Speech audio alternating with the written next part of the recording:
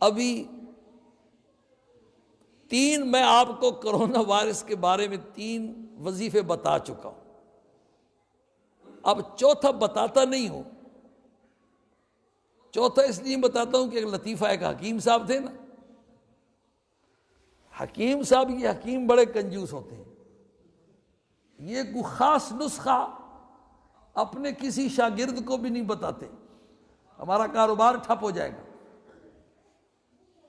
تو ایک حکیم بھول کر کے اپنے ایک شاگرد کو وہ نسخہ بتا بیٹھا، فالج کا نسخہ تھا، دل کا نسخہ تھا، یا کوئی بتا بیٹھا، تو پھر سر پکڑ کے بیٹھ گیا، وہ راز میں بتا بیٹھا۔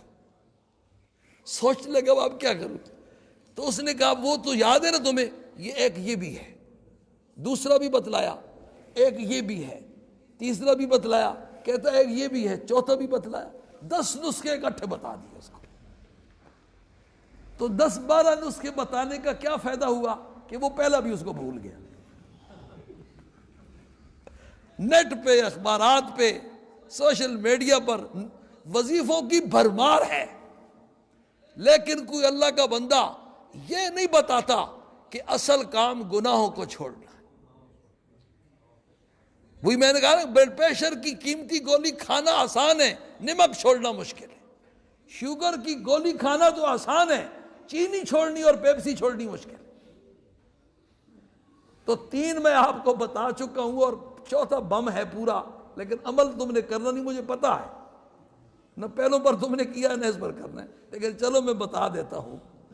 سب سے پہلا بتایا تھا استغفار کی کثرت، اور دوسرا بتلایا تھا کہ اس کا سبب کیا ہے بھائی، بے حیائی اور فحاشی اور عریانی، اس کا سدباب کرو، اور تیسرا پچھلے جمعے بتلایا تھا کہ صدقہ خیرات کرو، اور صدقہ خیرات بھی صدقہ خیرات تگڑا کرو۔ کوٹھیوں والے، بنگلوں والے، وہ جو ہے نا 100 روپیہ کسی غریب کی مٹھی میں رکھ دیں، یہ کوئی صدقہ نہیں ہے، یہ تو مذاق ہے اللہ کے ساتھ۔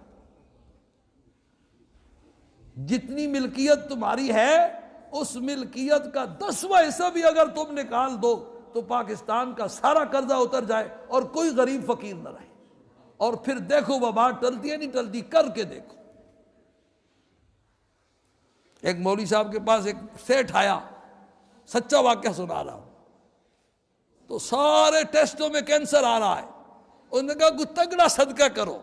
حدیث میں آتا ہے کہ یہ جو صدقہ ہے نا، یہ اوپر جاتا ہے، بلا اوپر سے نیچے آتی ہے، دونوں کی کشتی ہوتی ہے، جو جیت جاتا ہے بس وہ جیت جاتا ہے۔ اگر صدقہ تگڑا ہوگا تو بلا ہار جائے گی، اگر صدقہ ڈھیلا ڈالا سا ہوگا تو بلا جیت جائے گی۔ مولوی صاحب نے کہا تگڑا صدقہ کرو۔ تو یہ آج سے کوئی 10-15 سال پہلے کی بات ہے، اس نے کہا کتنا؟ نے کہا 25 لاکھ کا چیک کاٹ کے دو مدرسے کے لیے۔ 25 لاکھ کا چیک اس نے کاٹ کے دیا، صبح ٹیسٹ کرائے، سارے ٹیسٹ پاس کر کے دیکھو۔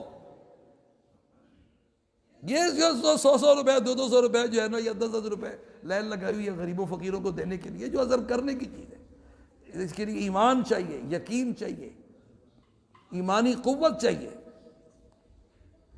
یہ 3 میں بتا چکا ہوں، اور چوتھا جو اصل ہے نا، وہ یہ ہے کہ ملک کو اور مسجدوں کو مت بند کرو، مدارس کو مت بند کرو۔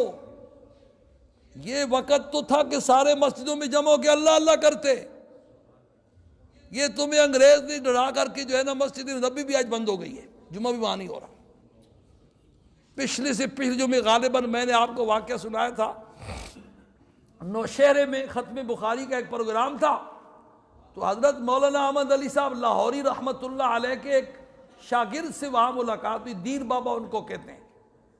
تو انہوں نے حضرت لاہوری رحمہ اللہ کا یہ ارشاد سنایا، جب ہیرا منڈی کی کنجریوں کو لائسنس جاری ہوئے تو حضرت لاہوری نے فرمایا کہ ہر رات اللہ کا عذاب آتا ہے لاہور شہر پر، اور لاہور شہر کے اندر جتنے مدرسوں میں پڑھنے والے قرآن کریم پڑھنے والے بچے ہیں، ان کی آوازیں اوپر جاتی ہیں تو عذاب ٹل جاتا ہے۔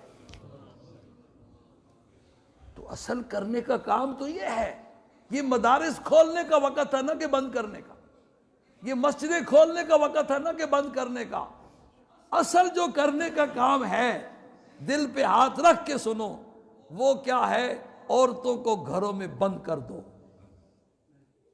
کیوں بھائی، صحیح ہے نہیں صحیح؟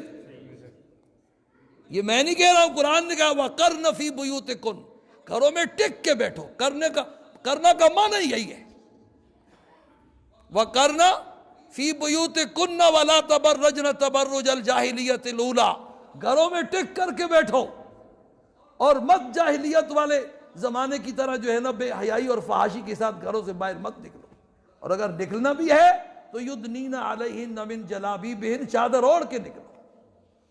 تم کہتے ہو یہ جسمانی جراثیم پھیلتے ہیں، ان کے نکلنے سے روحانی جراثیم پھیلتے ہیں۔ گھروں سے ٹی وی کو بند کرو اور باہر نکال کے پھینکو۔ جس گھر میں ٹی وی چلتا ہے اس میں بے حیائی فحاشی نہیں آئے گی تو کیا آئے گا؟ وہ جن کو تم دیکھتے ہو یا وہ تمہیں دیکھتی ہیں وہ کون ہے؟ تو اصل کرنے کا کام یہ ہے، اور مجھے یقین ہے کہ تم نے کر سکنا نہیں، تمہارے بس کی بات نہیں ہے، ہمت نہیں ہے، مسجدیں ہی بند ہو گیا۔ تو اللہ سے ڈرو، لا اللہم لا ملجا ولا منجا منک الا الیک، لا حول ولا قوت الا بک، کوئی جائے پناہ نہیں اور کوئی نجات کی جگہ نہیں سوائے اللہ کی طرف بھاگنے۔ ایک بزرگ فرما رہے تھے کوئی اللہ سے ایسے چمٹ جاؤ جیسے پریشانی اور خوف کے وقت بچہ ماں سے چمٹ جاتا، ایسے چمٹ کے تو دیکھو، اپنے دل کے اندر سے چور نکالو، گناہ والی جذبات نکالو، وہ نفسانی خواہشات نکالو، اور سچے دل سے ایسے جیسے ایک سمندر میں جہاز ٹوٹ جائے نا اور ایک تختے پر ایک بندہ ہو اور وہ تختہ ایسے ڈولتے ڈولتے کنارے کی طرف جا رہا ہو، اس بندے کی کیا کیفیت ہوگی؟ وہ کیسے اللہ کو پکارے گا؟ ایسے تو کافر بھی اللہ کو پکارتے تھے تو اللہ کو درد آئے گا۔ قرآن نے کہا وَإِذَا رَكِبُوا فِي الْفُلْكِ دَعَوُا اللَّهَ مُخْلِصِينَ لَهُ الدِّينَ، جب وہ کشتیوں میں سوار ہوتے اور کشتی پھنس جاتی تو اللہ کو خالص کر کے پکارتے۔ کیا مطلب؟ سارے خیالات فاسدہ شرکیہ عقائد دل سے نکال دیتے اور اللہ ہی اللہ۔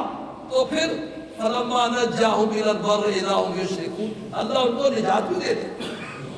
تو جو اللہ کافروں کو نجات دے سکتا ہے وہ مسلمانوں کو نہیں دے سکتا۔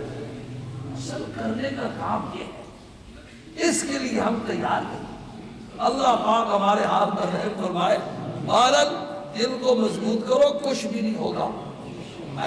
وہ جو حدیث ہے نا کہ بیماری پھیلتی نہیں، اس کا مطلب یہ ہے کہ بندے کا ایمان یہ ہو کہ بیماری اپنے آپ سے نہیں پھیلتی، اللہ کے چاہنے سے پھیلتی ہے، یعنی اللہ کے کنٹرول سے کوئی چیز باہر نہیں ہے، اللہ کے کنٹرول سے کوئی چیز باہر نہیں ہے۔ اللہ چاہے گا تو پھیلے گی، اللہ نہیں چاہے گا تو نہیں پھیلے گی۔ یہ ایمان ہو، باقی حفاظتی تدابیر ایک حد تک، ایک انسانی جو بساط ہے اس حد تک، یہ نہیں جیسے ہم نے ایک ہوا بنا لیا ہے، گھر بھی بند، مسجد بھی بند، بازار بھی بند۔ یہ اللہ کا عذاب ہے، یہ تو مرنے سے پہلے مرتا۔ پھانسی والے بیچارے کو جب تختہ دار کی طرف لے کے جا رہے ہوتے ہیں نا تو وہ تختہ پھینکنے سے پہلے اس کی روح نکل جاتی ہے ڈر کی وجہ سے۔ تو یہ ہماری روح نکالنا چاہتے ہیں۔ اللہ سے ڈرو، کسی اور چیز سے مت ڈرو۔ وآخر دعوانا ان الحمد للہ رب العالمین۔ اگر کوئی بات بری لگی ہو جس پر معذرت